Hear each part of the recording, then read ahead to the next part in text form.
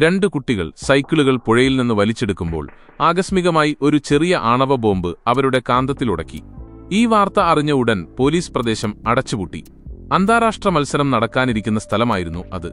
വെള്ളത്തിനടിയിൽ പരിശോധനയ്ക്ക് പോയ മുങ്ങൽ വിദഗ്ധർ ഒരു കൂനൻ തിമിംഗലത്തിന്റെ പകുതി ഭാഗം നഷ്ടപ്പെട്ട ശരീരം കണ്ടു. പിന്നാലെ ഒരു ഇരുണ്ട നിഴൽ കടന്നുപോയത് അവരെ ഭയപ്പെടുത്തി.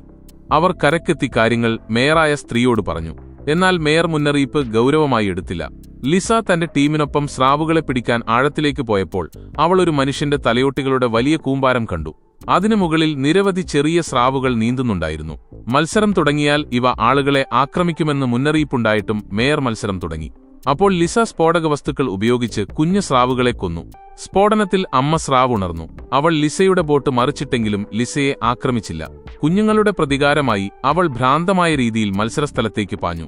കളിക്കാർ മുങ്ങാൻ തുടങ്ങിയപ്പോൾ ആളുകൾക്ക് അപകടം മനസ്സിലായി. ഒരു പെൺകുട്ടി വെള്ളത്തിൽ സ്രാവുണ്ടെന്ന് ഉറക്കെ നിലവിളിച്ചു.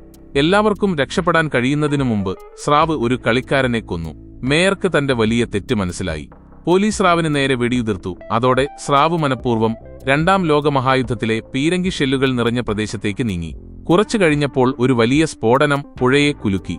സ്ഫോടനം കാരണം പുഴയിലെ വെള്ളം നഗരത്തിലേക്ക് കുതിച്ചെത്തി. ആളുകൾ ജീവൻ രക്ഷിക്കാൻ ഓടി.